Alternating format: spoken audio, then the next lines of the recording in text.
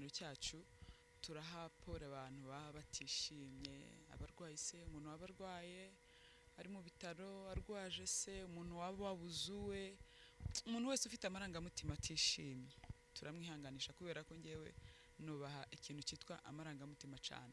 Turamwihanganishije umuntu wese waba atishimye umwanya nk'uyu, waba yumvise inkuru mbise, waba ari mu bihe bimukomere bimuremereye bitamutera umunezero mu mutima, nihangane.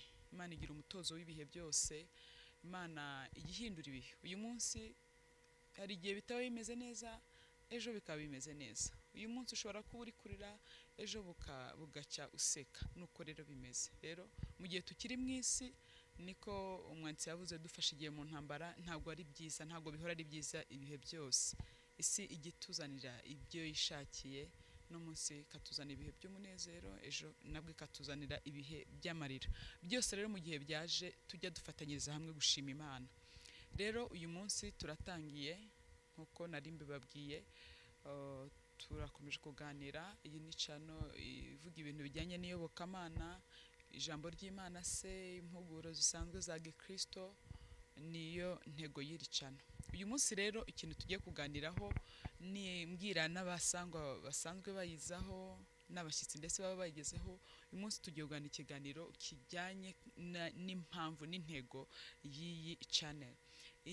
Uyu murongo intego yawo, ikintu cyatumye dutekereza kurema, urebye tugira siroga ivuga ngo ubuzima buzima n'umubiri muzima, ubugingo buzima n'umubiri muzima, ubugingo buzima n'umubiri muzima.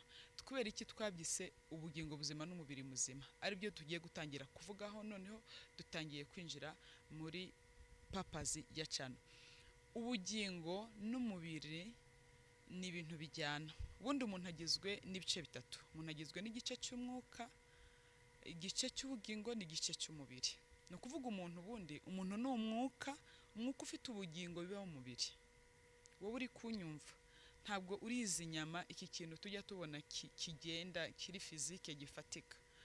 Uri umwuka ufite ubugingo bituye mu mubiri. Ijambo ry'Imana ryatubwira ko Imana irema Adamu, ngo yaramuremye irangije kurema, ngo imuhumekeramo umwuka. Maze kumuhumekeramo umwuka w'ubugingo, aba umuntu ufite ubugingo. No kuvuga ngo ubugingo ni reaction yabayeho umwuka uhuye n'umubiri. Umuntu rero agizwe n'ibi bintu bitatu. Agizwe ni umuntu umwuka ari utajya upfa, hajya hapfa umubiri. Rero umuntu nyawe, umuntu ukomeye kuruta, gice gikomeye kuruta ibindi ni igice cy'umwuka.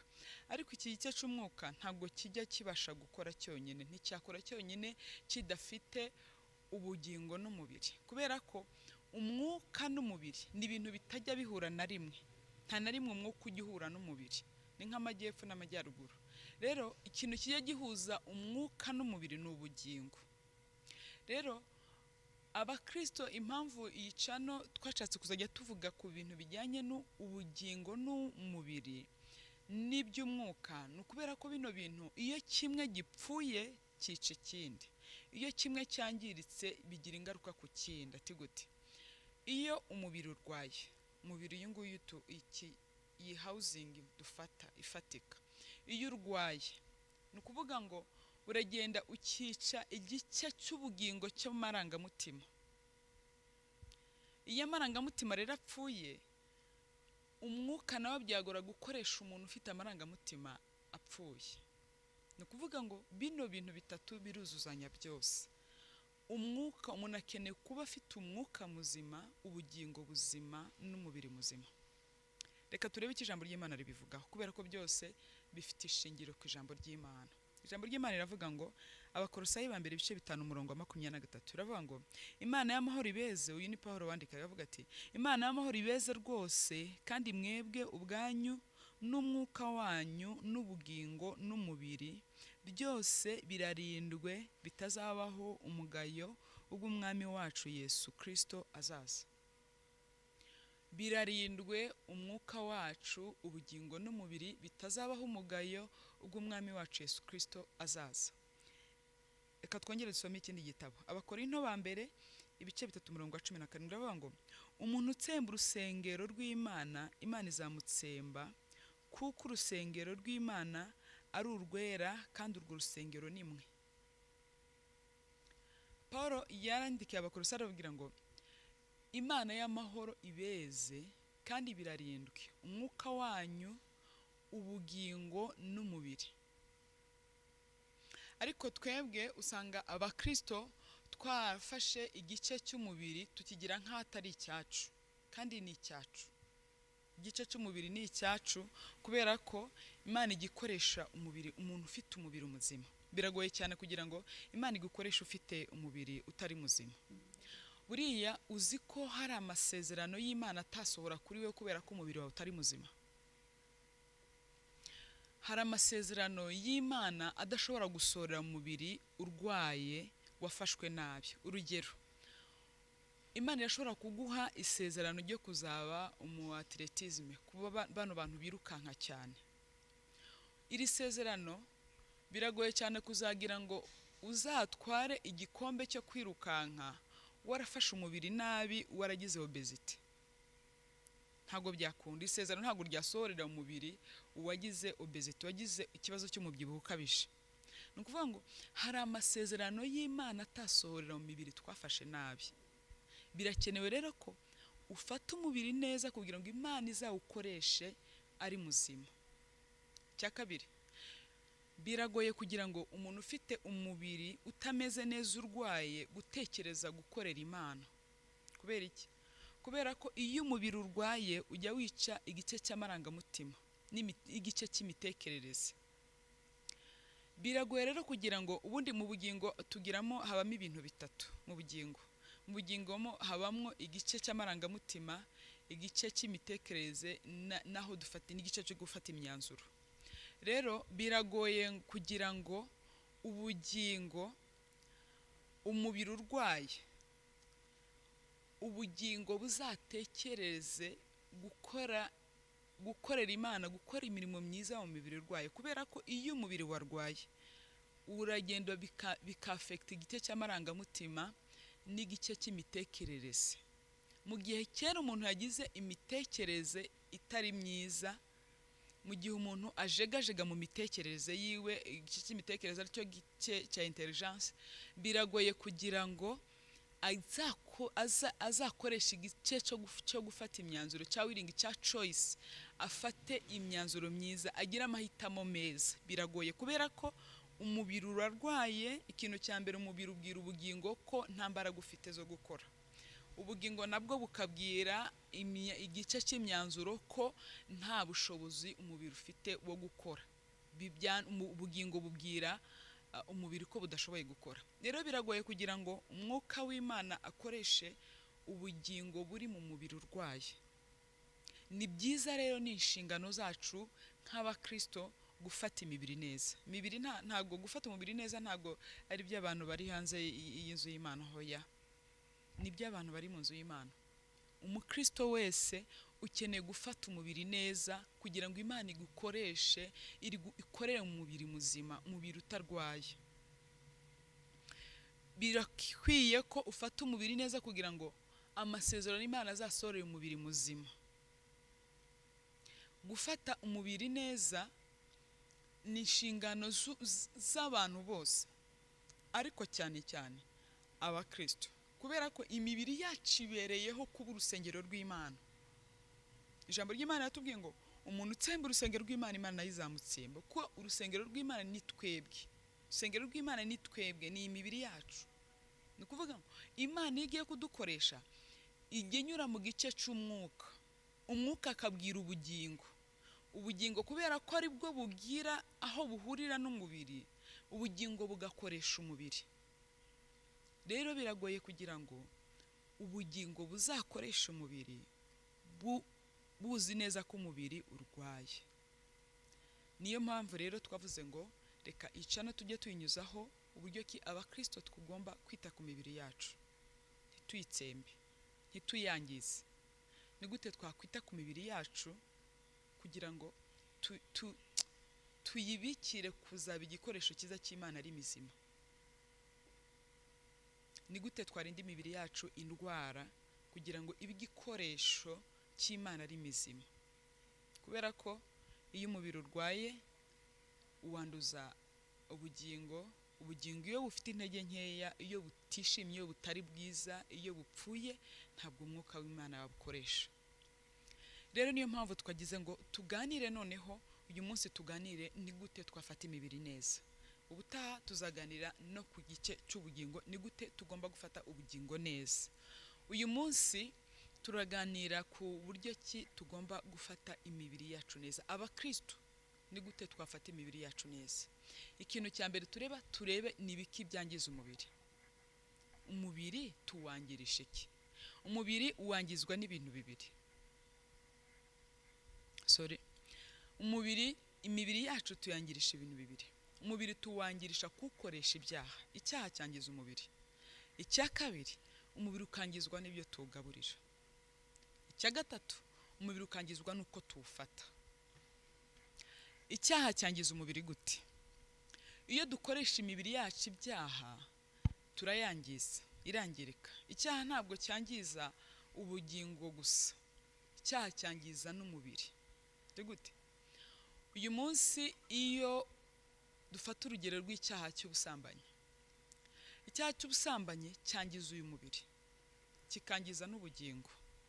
Cyangiza umubiri gute? Uragenda ugasambana ugakuraho indwara. Za ndwara ntago zifata ahandi, zifata umubiri. Tuvuge wasambanye uzanye HIV ni umwanzi w'umubiri, irangiza umubiri. Wagiye wasambanye uzanye ama infection arangiza umubiri. Ikintu cya mbere twangirisha umubiri ni icyaha. Icyaha cyangiza umubiri. Mu rwego rero rwo kwirinda kwangirisha umubiri wawe icyaha, urinda ibyaha biwangiza. Rinda umubiri wawe ibyaha biwangiza. Fata neza umubiri wawe urinze icyaha. Rinda umubiri wawe ibyaha bigutera indwara. Ufate neza urinde icyaha, kubera ko icyaha cyangiza umubiri. Icya kabiri cyangiza umubiri, ibiryo turya. Ibiryo turya byangiza umubiri. Ati ibiryo turya byangiza umubiri gute?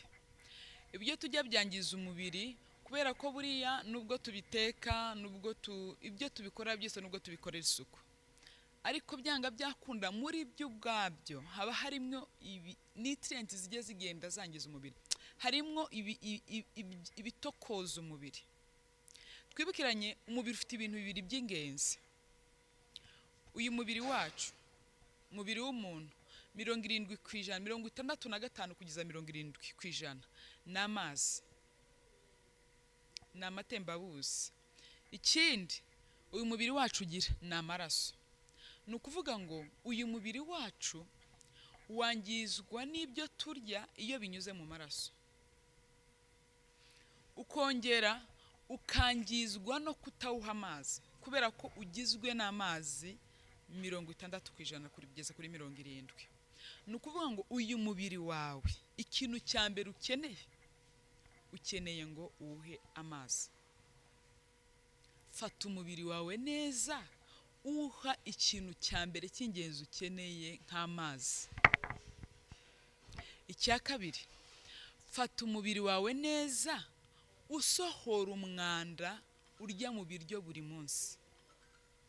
Uzi ko hari abantu babayeho nta na rimwe basohora imyanda barya mu biryo ngo batokora amaraso yabo buri munsi. Gute? Amaraso ntagatokozwa n'indwara. Iyo umuntu bavuze ngo amaraso yaratokoye, abantu bahita bumva ibirwara bikomeye bya HIV n'ibikihoye. Buriya n'ibiryo tujya bya buri munsi biba birimo ibitokoza amaraso, ibyangiza amaraso. Urugero, uzarebe nk'umuntu warwaye impyiko. Umuntu warwaye impyiko, kubera ko impyiko ifite ubushobozi bwo koza ibiryo twariye mbere yuko ibiha umwijima, kugira ngo umwijima ubikoremo amaraso. Ni ukuvuga ngo iyo impyiko zarwaye ntabwo ziba zigifite ubushobozi bwo gukura umwanda mu biryo twariye. Uyu mwanda rero niwo ujya ugenda ukangiza umubiri. kandi ari ibyo twatetse mu rugo, atari kuvuga ngo wenda babihumanijeho ya ibiryo twatetse mu rugo, ariko nubwo byatetswe rwose, ariko muri byo ubwabyo byifitemo ibijya kwangiza umubiri. Ariyo mpamvu Imana umukozi w'umuhanga yaremye impyiko izishyira kugira ngo impyiko zijye zibasha kwiyungurura bya bindi bijya kwangiza umubiri binyura mu biryo tuba twariye.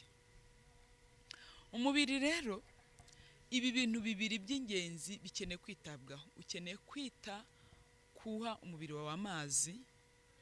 Icya kabiri, ukeneye kwita ku koza amaraso yawe byibuze rimwe mu cyumweru. Gute? Amazi afite umumaro mwinshi. No munsi tuvuge ku mazi, ubutaha tuzavuga uburyo ki twoza amaraso cyangwa se umubiri wacu, kandi nabwo tubikoresheje ibindi biribwa, ibiryo. Ibi biki twarya bikoza amaraso, bikoza umubiri wacu. No munsi tuvuge ku mazi. Umubiri wawe ntukawima amazi, kubera ko 60% kugeza kuri 70% by'ibigize umubiri wawe ni amazi. Bivuze ngo umubiri wawe ukeneye amazi kuruta ibindi bintu byose.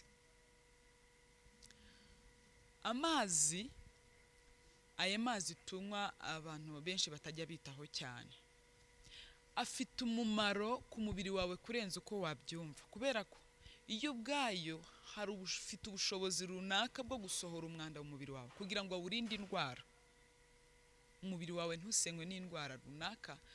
Amazi afite ubushobozi bwo guflashinga bacteria mu mubiri zigasohoka. Rero ukeneye kunywa amazi buri munsi. Ukeneye kunywa amazi buri gihe. Ntukwiye kurenza umunsi, ntukwiriye kumara umunsi utanyweye amazi. Ubundi bavuga ko umuntu unywa amazi neza, twese tugira ibigero bitandukanye byo kunywa amazi bitewe n'uburyo ki dukoresha amazi tuba dufite mu mubiri. Kubera ko njyewe shobora kuba wenda amazi nkoresha, umubiri wanjye ukoresha amazi menshi, icyo gihe umubiri wanjye ukeneye amazi cyane, kimwe nuko ushobora kuba umubiri wawe ukoresha amazi gake. N'ubundi umubiri wawe ukeneye amazi bukeya kubera ko utajya ukoresha amazi menshi uba ufite mu mubiri. Rero birakwiye ko umenya ikigero cy'amazi ukeneye, umubiri wawe ukeneye, bitewe n'imirimo ukora, siporo ukora, akazi ukora, uburyo cyubayeho. Wowe wamenya ikigero cy'amazi ushaka. Rero birakwiye ko umubiri wawe uha amazi buri gihe, kubera ko amazi ni ingenzi ku mubiri wawe kugira ngo ufate neza, urinde indwara. Reka turebe imimaro y'amazi. Ese aya mazi tuvuga ngo amazi afite umumaro, arinda imibiri yacu indwara. Amazi arinda umubiri wawe indwara kubera ko iyo unyoye amazi afite ubushobozi bwo guflashinga bacteria mu mubiri mu gihe zitari zagera ku rwego rwo kuba infection. Amazi afite ubushobozi bwo guflashinga bacteria mu mubiri. Amazi afite ubushobozi bwo guflashinga umwanda mu mubiri. Amazi afite ubushobozi bwo koza impyiko zawe, kubera ko impyiko zangizwa n'ibyo turya nabibabwiye. Amazi afite ubushobozi bwo kukurinda umutwe. Amazi arinda abantu kurwaragurika imitwe. Mu gihe umutwe warwaye uredekera umubiri uba warwaye. Babwire impamvu twita ku mubiri ni ikihe? Ni ukugira ngo tugire ubugingo buzima, kubera ko iyo umubiri urwaye, bino bintu bitatu nababwiye ngo ibi bintu bitatu iyo kimwe gihungabanye n'ikindi kirahungabana. Ni byiza ko byose biba biri mu buzima buzima. Iyo umubiri urwaye byafekta ubugingo, iyo ubugingo burwaye umwuka ntabwo yakoresha ubugingo burwaye. Ni byiza ko byose byitabwa, wite ku mubiri wawe kugira ngo ugire ubugingo buzima, kubera ko iyo urwaye amarangamutima yawe aba apfuye. Iyo amarangamutima apfuye, igice cyawe cy'ubwenge cy'ibitekerezo kiba gihungabanye. Muri icyo gihe nta myanzuro myiza wafata. Ntiwavuga ngo urajya gukorera Imana n'umubiri urwaye, bawuzuye gushidikanya no kwiheba. Iyo amarangamutima atishimye nta kintu buriya twakora. Ibintu byinshi buriya, hari ibintu byinshi dukora kubera ko amarangamutima yishimye. Amarangamutima yacu ari healthy, afite ubuzima buzima. mu gihe rero amarangamutima yacu adafite ubuzima buzima, biragoye cyane kugira ngo dukore imirimo myiza. Mu gihe imibiri yacu irwaye, biragoye cyane kugira ngo tugire amarangamutima ubugingo buzima. Niyo mpamvu mbabwira ngo ikintu cya mbere, menya kwita ku mubiri wawe, urinda indwara, rinda umubiri wawe indwara. Icyo cya mbere twari tuvuze. Icya kabiri, ugaburire neza, ugaburire neza, uha amazi akeneye.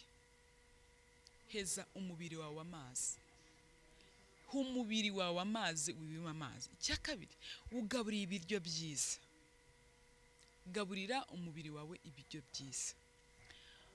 Dutandukanye ko kurya neza bitandukanye no kurya isahani yuzuye, bitandukanye no kurya inyama buri munsi, bitandukanye no simbizi no kurya umugati buri munsi.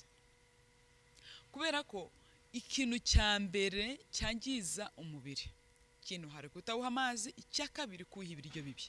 Ibiryo bibi, ikintu cya mbere kuri ku rwego rwa mbere, ikintu cya mbere hazamo inyama. Gaburira umubiri wawe inyama gake gashoboka. Nimba ubushakashatsi buvuga ko intongo y'inyama imwe imara mu gifu iminsi 4 kugeza ku minsi 7, utekereza ko wowe urya inyama buri munsi, ntumva ko igifu cyawe gihora kuri stress yo gusya inyama? Ikindi usibye n'icyo, proteine z'inyama ntago ari nziza.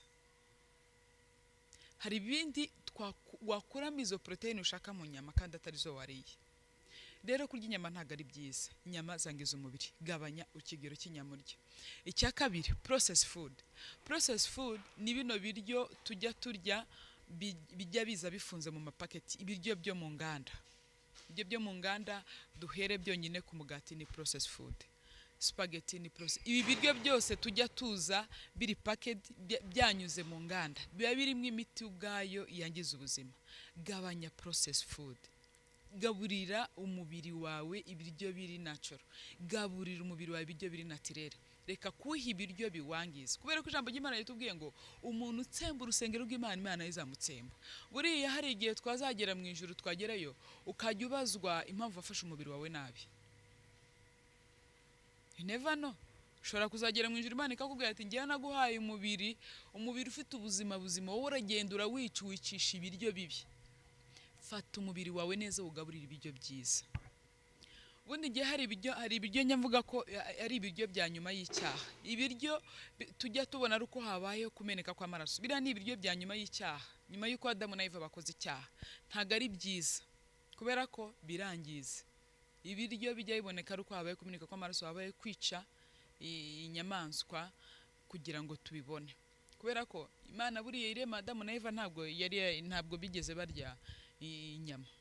Adamu na Eva ntabwo bigeze barya ibiryo biva ku matungo. Imana yarababwiye, abashize muri Edeni babwira kurya imbuto n'ibimera. Ibi bintu byo biva ku matungo ntabwo Imana yari yarabibwiye Adamu na Eva. Abantu bakunda inyama ndabizi byabagora cyane kubyumva, bahita bumva ko twarengereye cyane. Ariko mu by'ukuri Imana irema Adamu na Eva yababwiye kurya imbuto n'ibimera. Ibi rero byo kurya inyama byaje ari uko Adamu na Eva bamaze gukora icyaha. Kubera ko kumeneka kw'amaraso kwa mbere kwabayeho muri Edeni, ubwo Imana yicaga inyamaswa kugira ngo ibaremere umwambaro. Kiriya nicyo gihe ibintu byose byahindutse, habaho kumeneka kw'amaraso, inyamaswa zirakomeza nyine zirishwa abantu kugira ngo bazirye babone ibizikomokaho, impu n'ibindi. Rero icyo narindiho nanimo ngo twige kugaburira imibiri yacu neza. Niba uri umukristo, gaburira umubiri wawe neza, ubutunge neza, ufate neza, ubikiye kuba igikoresho cy'Imana.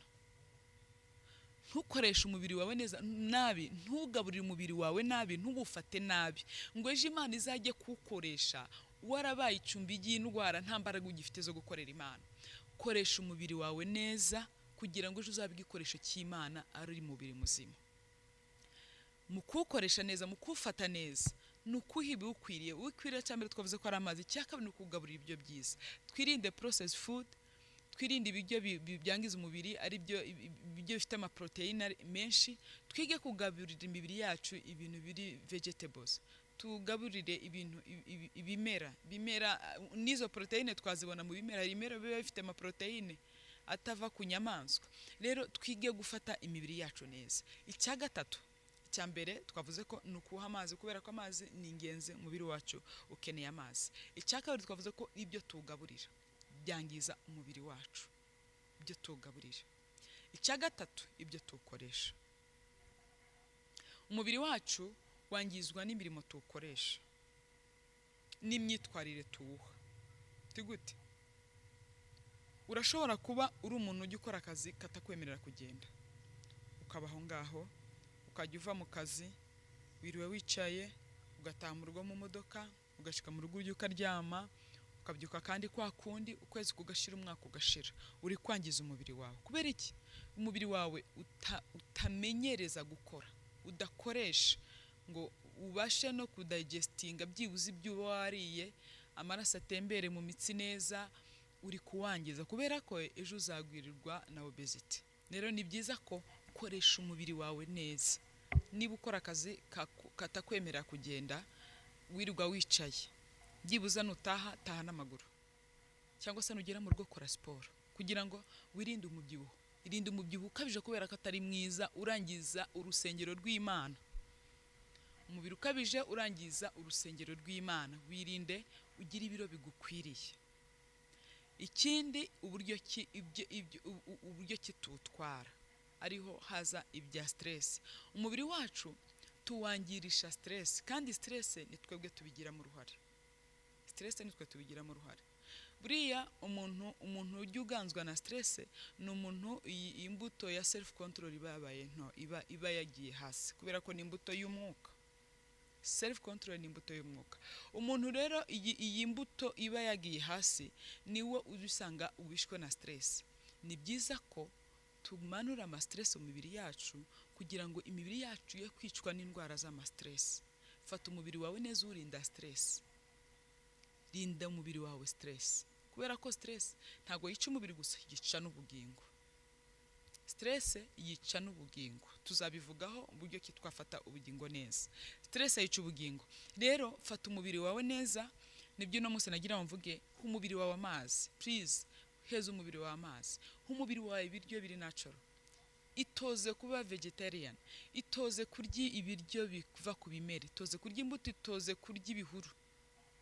Nibihuru niba ari ibihuru, niba ari iki, imboga rwatsi. Yes. Itoze kurya imboga rwatsi, itoze kurya cereals. Hari ama cereals afite ama proteine. Gabanya ikigero cy'inyama urya buri munsi. Niba unari inyama, reka kurya red meat, urye white meat. Reka kurya izi nyama z'imituku, urye izi nyama z'imyeru, kubera ko inyama y'umutuku nimbiteza ibibazo birenze at least niba uri umukunzi w'inyama, inyama z'umweru arizo nyama z'inkoko.